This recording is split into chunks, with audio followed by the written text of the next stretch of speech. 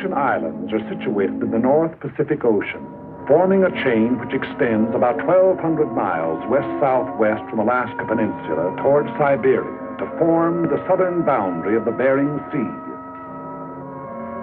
The Aleutians comprise 4 groups, the Fox, Andreanoff, Rat, and Near Islands, and constitute part of the territory of Alaska, USA.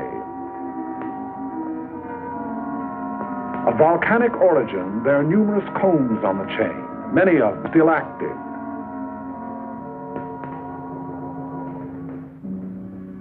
The coasts are rocky and surf-worn, rising immediately from the water in steep, bold mountains.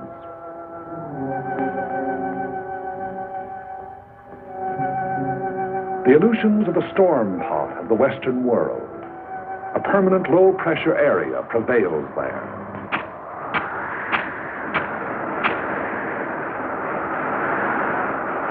Cold air masses from the polar regions flow with a shearing effect against the warm, moisture-laden air masses over the Japanese current to form cyclonic disturbances.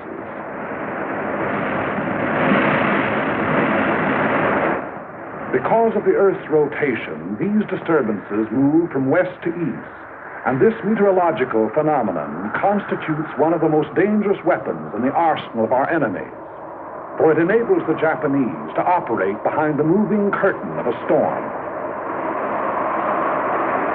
In the early days of June 1942, they employed this advantage in an all-out attempt to secure absolute domination of the entire Pacific Ocean.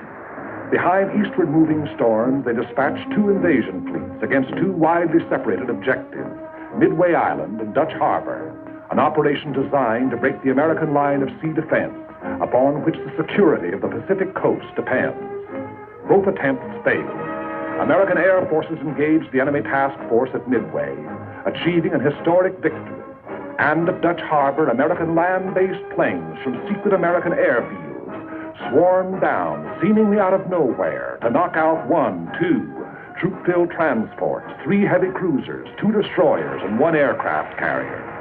In pursuit of the enemy, our Army and Navy airmen flew through storm and fog and hurricane, 1/5 on instruments, 4/5 on luck, 20 hours out of 24 sometimes, through blind passes, by uncharted peaks, down through zero ceilings, not knowing whether the enemy fleet or a mountain lay below, sweating it out for hour after blind hour of continuous flight, and home without benefit of directional beam to land on unlighted runways, refueled, and take off into gray, blind hell. There is no monument to the many who went out and did not return. They fought and patrolled, in many instances, until their fuel was gone, knowing they would be forced down at sea, but unwilling to break off contacts they had made with enemy forces. Few are alive of those that flew against the Japs in the Battle of Dutch Harbor. If you wish to see their monument, you Americans here at home, look around you. In retiring, the remnants of the defeated Japanese task force landed troops on the undefended islands of Attu, Agatu, and Kiska. We immediately undertook the offensive. So commenced our march out along the bridge toward Asia. In late August of 1942, a large detachment of our troops landed on an island several hundred miles out along the chain, and under 2 hours by bomber from Kiska. The name of this island is Adak, and it is closer to Japan than any other American outpost. Typical of the Aleutian chain, it is windswept, treeless, rain-soaked, carpeted with sphagnum, a flat, spongy vegetation like undersea growth, which oozes water at every step. The only bird life on the island is a scavenger raven, big, black, wind-ruffled.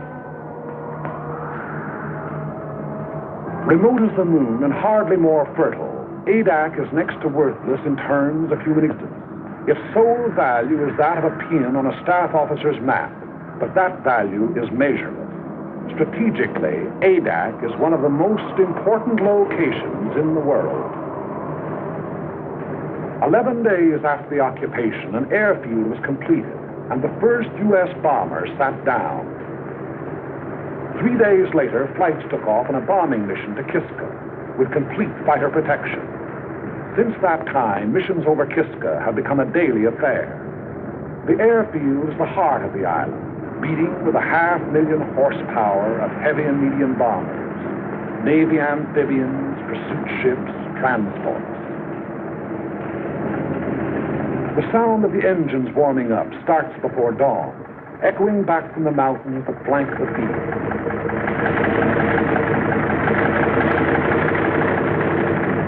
Every day, weather permitting, the bombers take off on at least one mission.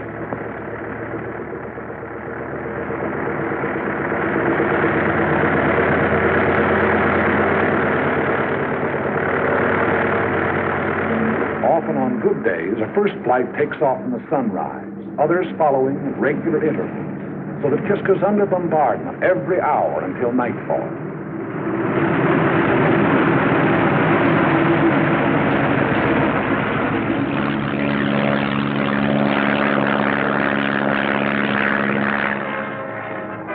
Equal in importance to the airfield, and without which the airfield could not exist, is Adak's excellent harbor. Landlocked on three sides with a natural island breakwater, it enables heavy draft vessels to come inshore and unload by lighter under almost any weather conditions.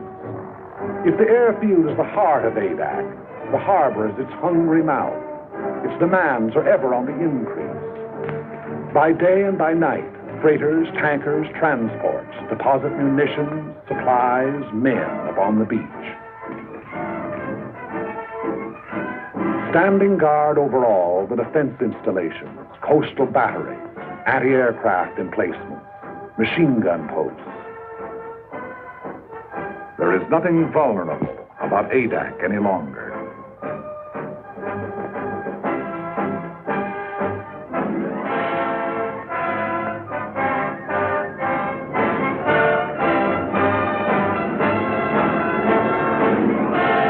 Skies are constantly circled by aerial patrols and never-ending relays.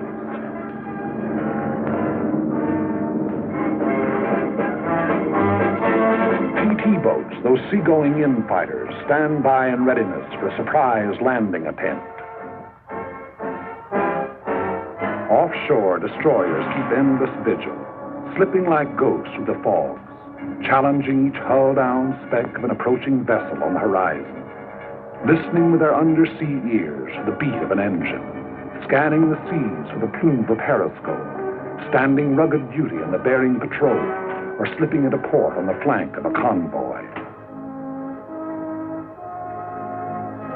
Although the sea lanes to Adak are constantly traveled by convoys, and contact with enemy submarines is a daily occurrence, sinkings in these waters have been few and far between. Contact with an enemy submarine may continue on and off for hours, during which the undersea craft maneuvers for position to attack, venturing within the radius of the convoy's undersea detectors, only to crash dive, then kill engines and lie silent on the bottom as our destroyers bear down and release depth charges.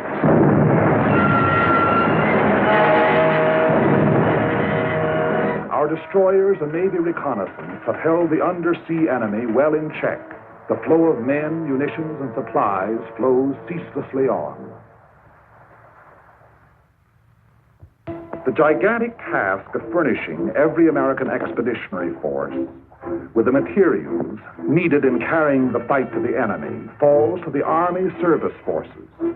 ASF is the bloodstream of our whole military body, maintaining its every organ and muscle. Adak presents a special problem, as the barren island furnishes nothing toward human needs save drinking water. Everything else must be brought here. Food, fuel for men and motors, machinery, munitions, shelter material. Raise these basic requirements to the nth power. Add parts and replacements for everything from Caterpillar tractors to can openers, plus the operations of estimating, purchasing, assembling, transporting, delivering, and it becomes apparent why the job of supplying a military force is now dignified by a $12 word like logistics.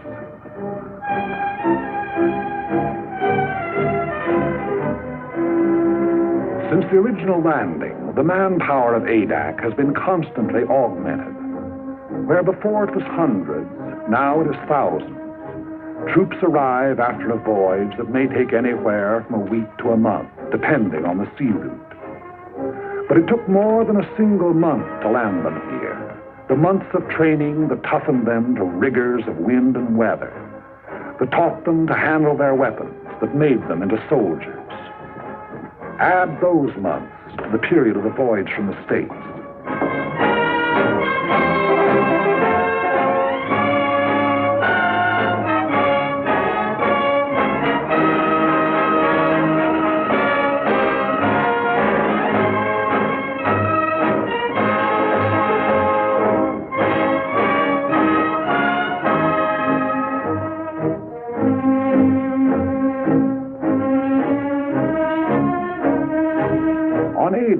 Down Eastern accents mixed with Texas drawls and Middle Western twangs and Brooklynese.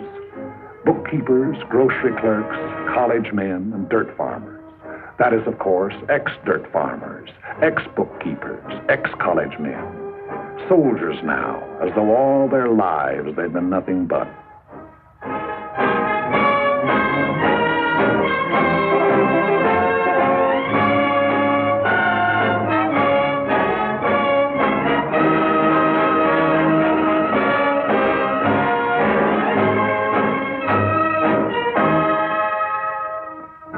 Orders for the day, special orders and news appear on the bulletin board. Since newspapers and magazines are usually from a month to 3 months out of date, these radioed news flashes are the only means by which the soldier knows what's going on outside. No fresh meat, no green vegetables, powdered eggs, tinned bully beef, potatoes, canned tomatoes, peanut butter, canned fruit, and coffee make up the basic diet.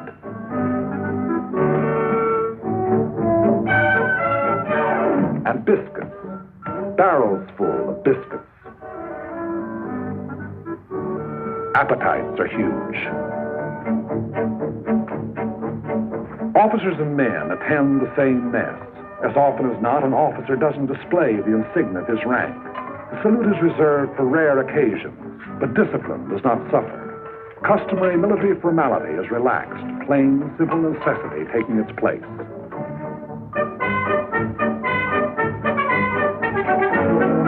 After months in an outpost like ADAC, there is a tendency on the part of the soldier to think and live only in terms of the present.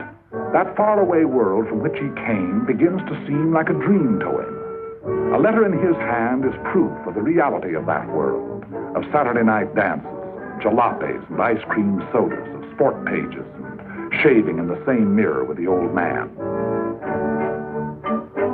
A letter means more than his paycheck to the soldier. If he happens to be in the Air Corps, he'd gladly make an extra flight over Kiska for one more letter.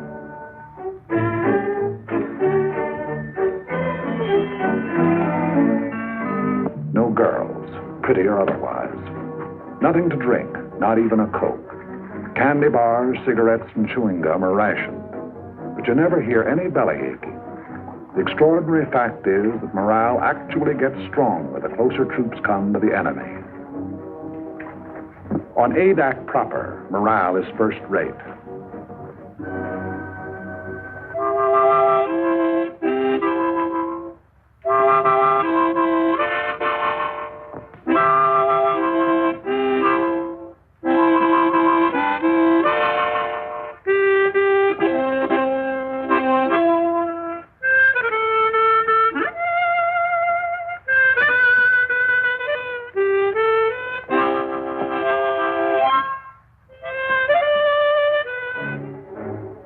The site of the airfield was originally a shallow tidal lagoon.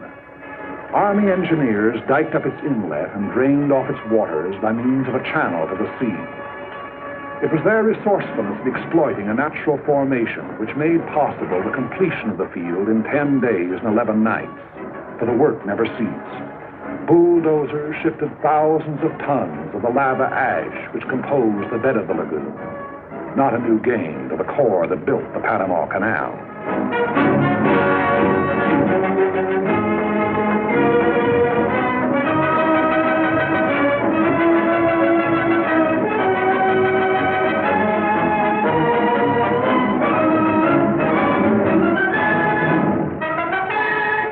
stars receded, grading crews followed, leveling and impacting the area in preparation for the final surface.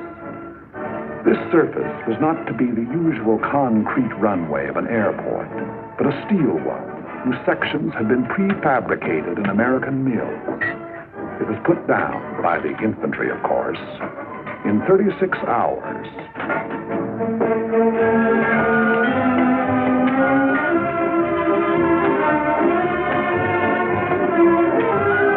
A 1.5 million square feet of it.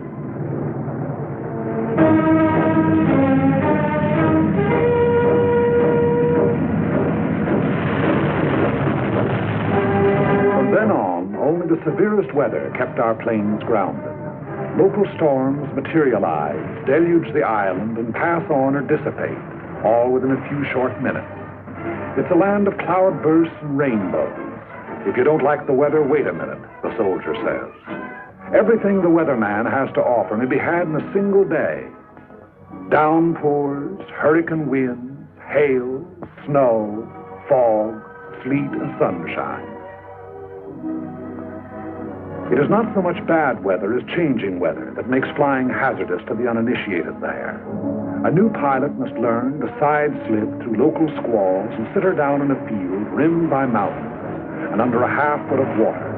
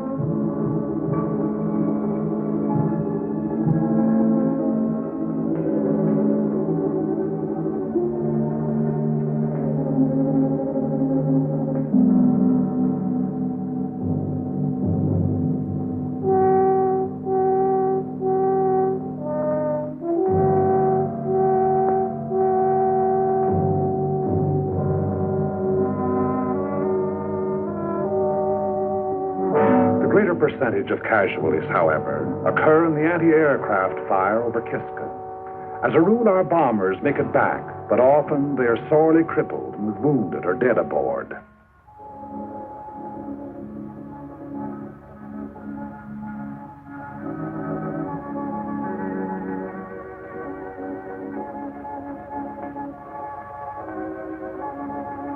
In my father's house are many mansions. If it were not so, I would have told you. I go to prepare a place for you, and if I go and prepare a place for you, I will come again and receive you unto myself. And where I am, there ye may be also. And whither I go, ye know, and the way ye know.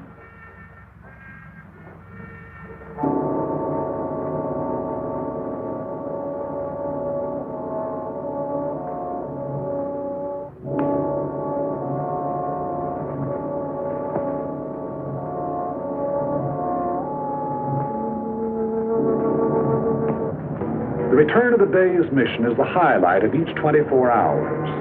Eyes turn skyward and ears strain for the faint beat of approaching engines. At the first sound, an alert is flashed to the ground defenses. Units clear for action. Anti-aircraft and machine guns are stripped, ammunition broken out, and everything is put in readiness for an enemy who may be tailing our flights home.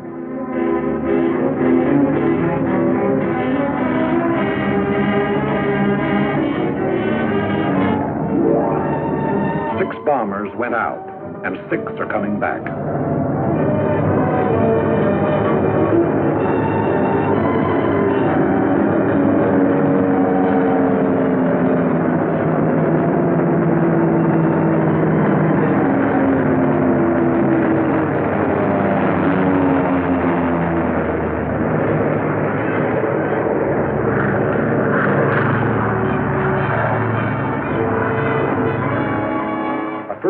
lands. The remainder circle the field, another coming to Earth each time around. Those damaged or with wounded aboard taking priority. It's a revelation how much punishment one of these big bombers can take and still navigate. Unless both sets of controls are shot away or an explosive shell finds the gas tank, the odds are all in her making it safely home.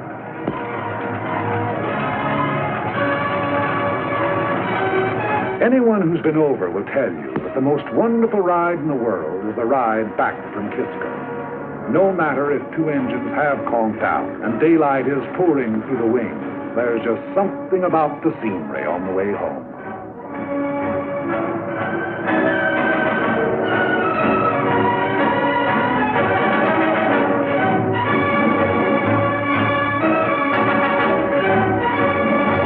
Crews proceed to the field operations tent of the Bomber Command, where they will be questioned as to results and observations.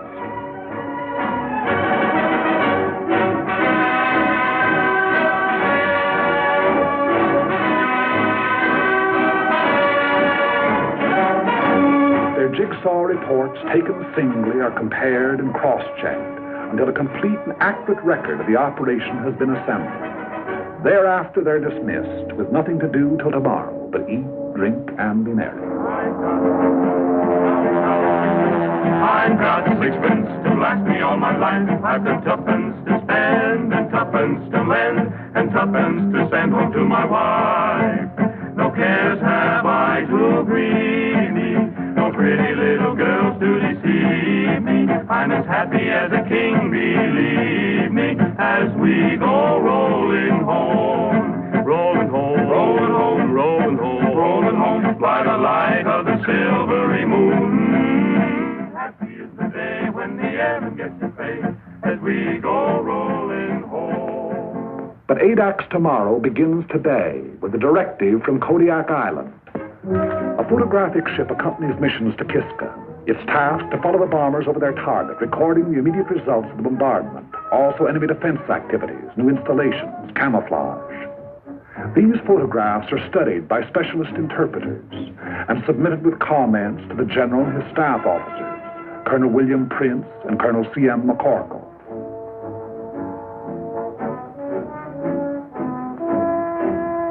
Here is Kiska, her camp area, with its steel huts, her hangars, her underground railway, her gun installations.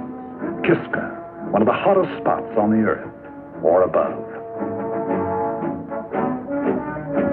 The main objectives in any mission from ADAC are the destruction of enemy shipping en route to Kiska, destruction of installations on the island, harassing of enemy personnel. When the broader aspects of the operation have been decided upon, the senior officers of the bomber and fighter units work out its details.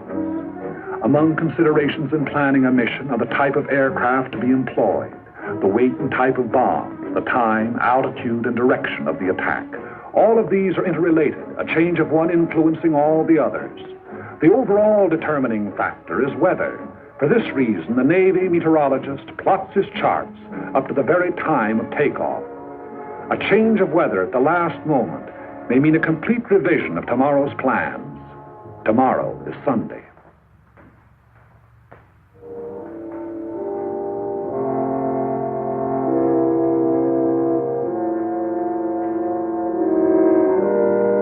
At their outposts on the island, Catholic, Protestant, and Jewish chaplains, not priests, ministers, or rabbis, but chaplains, all, are leading fighting men in their devotion.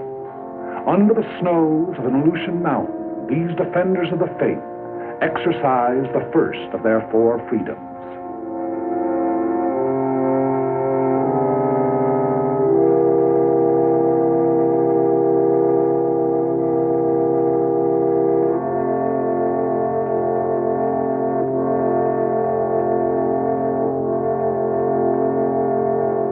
But so far as the business of war is concerned, Sunday on ADAC is like any other day.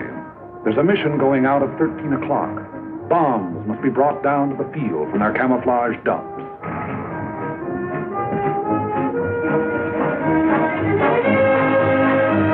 A heavy bomber bomber carries either 16 250-pounders, 12 500-pounders, or 8 1,000-pounders.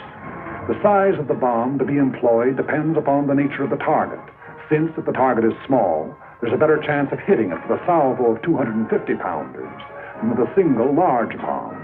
On the other hand, in congested areas, such as the campsite at Kiska, a blockbuster comes into its own. Tail fins and fuses are put on directly before the assembled bomb is hoisted into the bomb bay.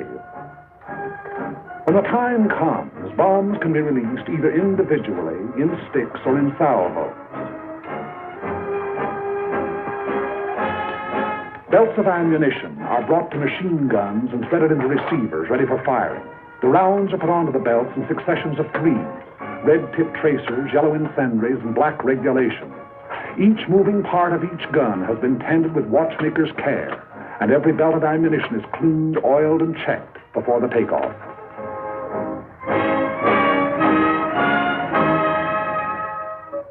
It is 12:40 o'clock, and the pilots who are going to fly the mission receive final instructions. 3 flights, 2 of B-24s and 1 of B-17s are to go over the target. The first flight at 1,100 feet to drop 500-pounders on anti-aircraft installations at North Head.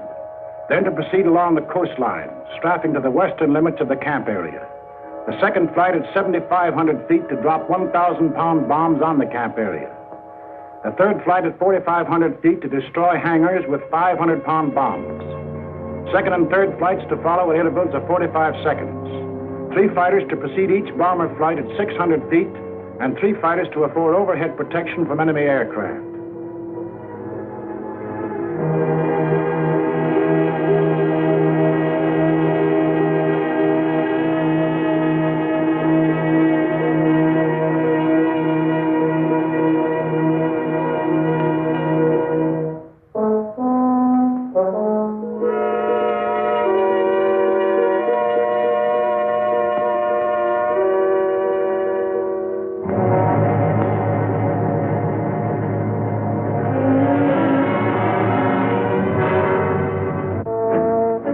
Begin to assemble around the ships, awaiting the appearance of their officers.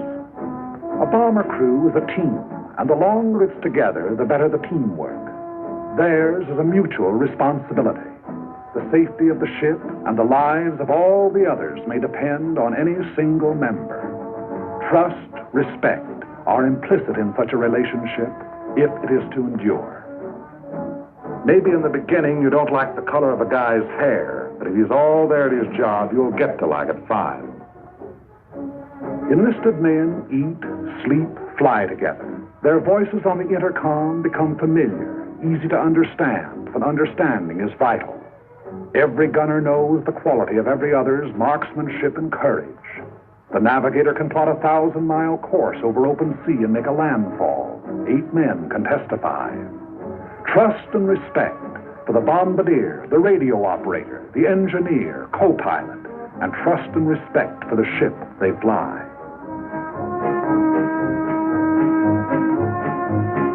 A monument ought to be put up to that pre-war fraternity of high school speed maniacs, for out of their ranks, our fighter pilots are largely drawn. They bring to their hazardous undertakings split-second judgment, inspiration, daring. Lieutenant George I. Riddell, 12 strafing missions over Kiska.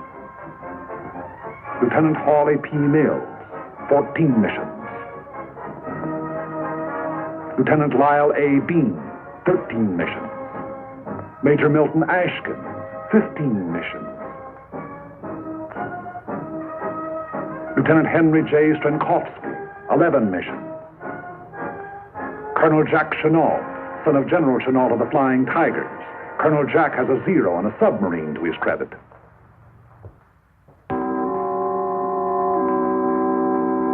A last-minute weather observation is made. The word is given to go.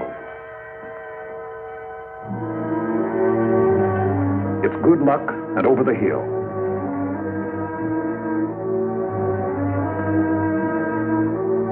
The aerial camera goes aboard.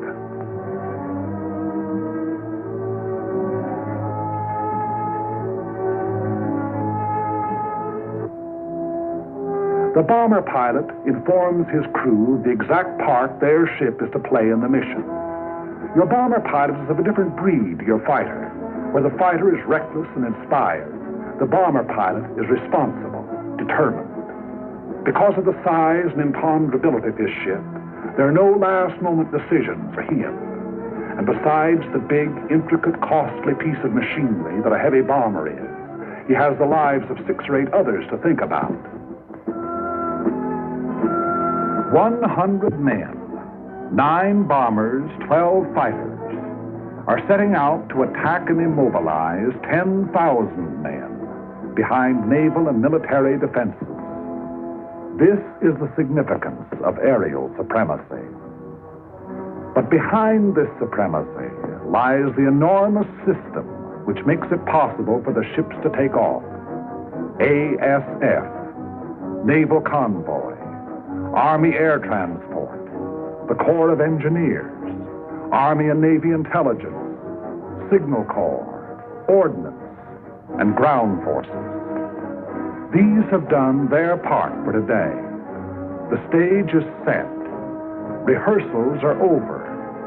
The actors are ready. The curtain is going up. But this is no make-believe drama. They will be playing for keeps.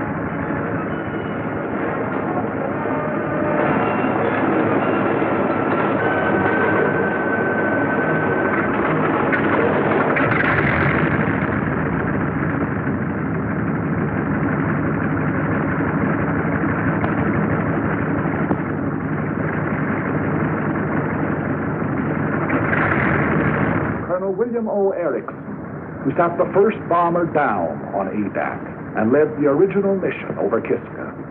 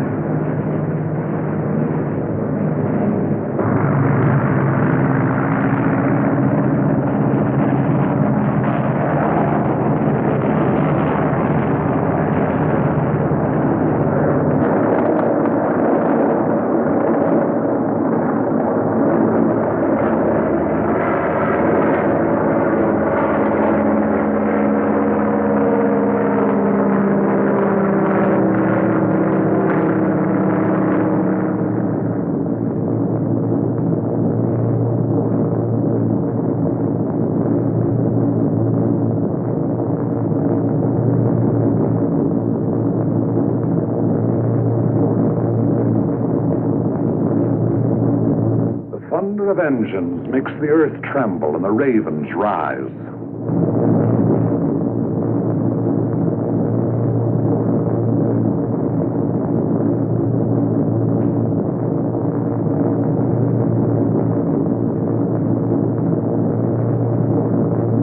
The echelon proceeds toward Kiska. It's about an hour and 3/4 from Adak to Kiska. One of the most hotly defended of enemy-held areas, Kiska is also one of the most strongly fortified. The Japs have dug in like so many moles. An estimated force of 10,000 goes underground at the sound of our approaching engines. We cannot, by air attack, hope to annihilate. We can only harass the force on Kiska, cripple the island's defenses, keep the enemy from adding to its resources, while we build our own fighting strength to the day and the hour when we shall undertake a landing operation.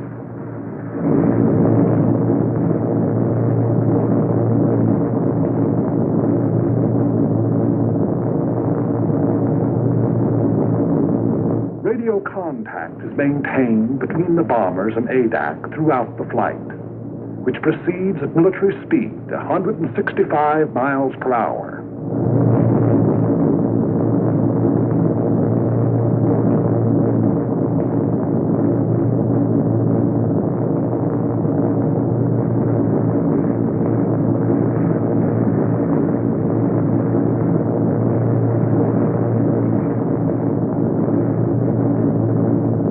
During the first part of the journey, the waist guns are swung into position, turret mechanisms tested, and trial rounds fired.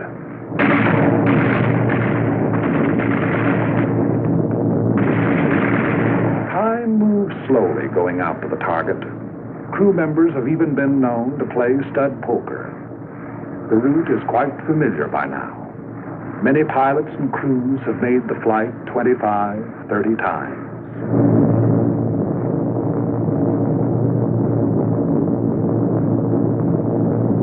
Along about the time Amchitka is sighted, they begin to look out for enemy planes. The men whose regular job it is say no matter how often a fellow's gone over, he always feels funny up there over Kiska. At a signal from the squadron leader, the pilots will open throttle, and the planes will go into the bombing run. For 1.5 to 2 minutes, they will proceed at level flight in an absolutely straight line toward the target, thereby enabling the bombardier to make his computations: wind velocity, speed, temperature, altitude, drift. There can be no deviation whatever in the flight if the bombs are to find the target. 10 miles in 3 minutes from the objective. Before Kiska Volcano, the mission deploys, each flight going to its designated altitude in preparation for the run. The enemy will endeavor to throw the flights off their runs, and to this he will bring all his firepower to bear. The earth below will blaze with hatred. Our ships will heave and rock in the ack-ack. Machine gun bullets may make a filigree of their wings. Houses may open up holes big enough for a man to crawl through.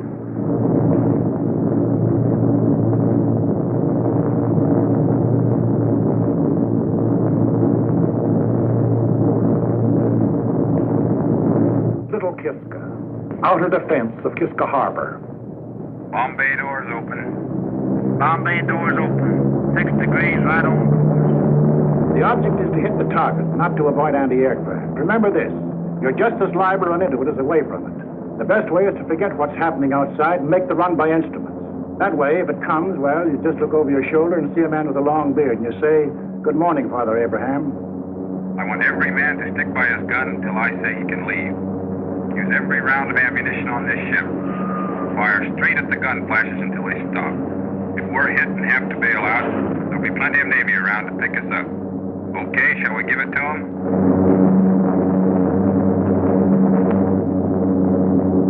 Kiska.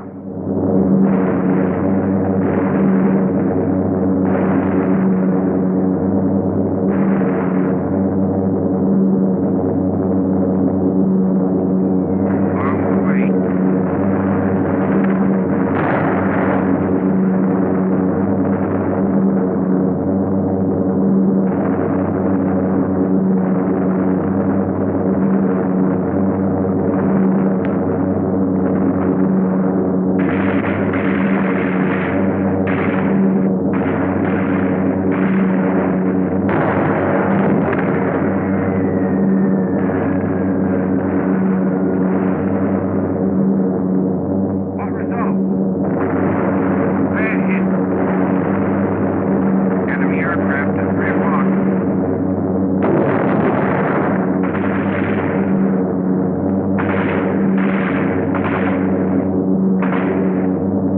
Second flight, low altitude.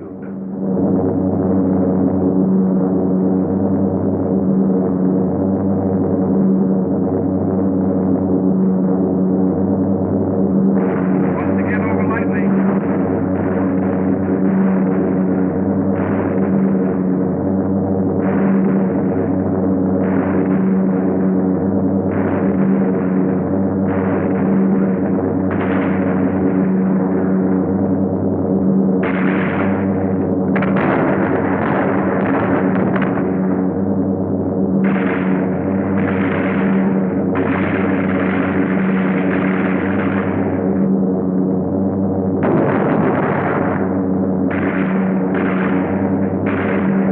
On target. Let him have it.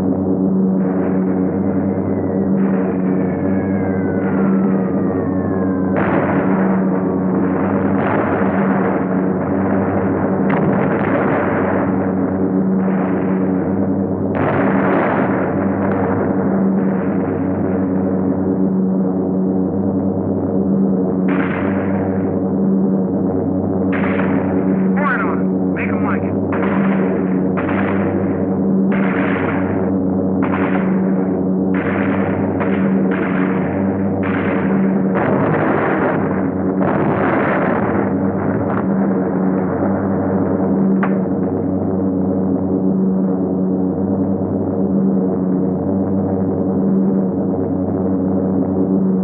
Third flight at 4,500 feet.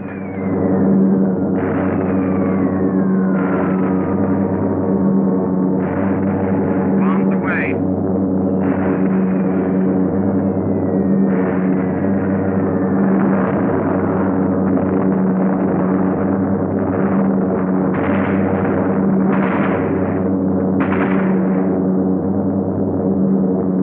Here it goes.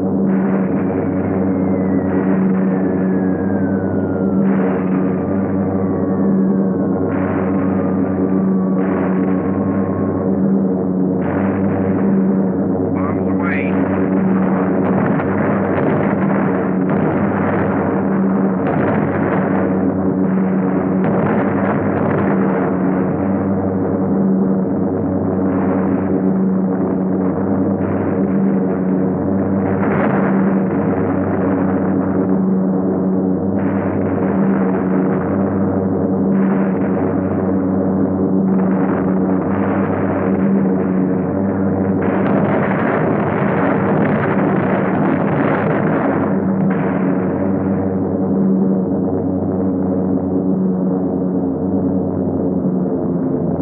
Check in, tail gunner. Okay. Waist gunner. Okay. Radio man. Okay. Top turret. I got a slug in my arm, but I'm okay. Belly turret. Okay. Nose. Okay. Kiska's hangars are destroyed, burning. Our bombs found the target. 9 bombers came out, and 9 are going home.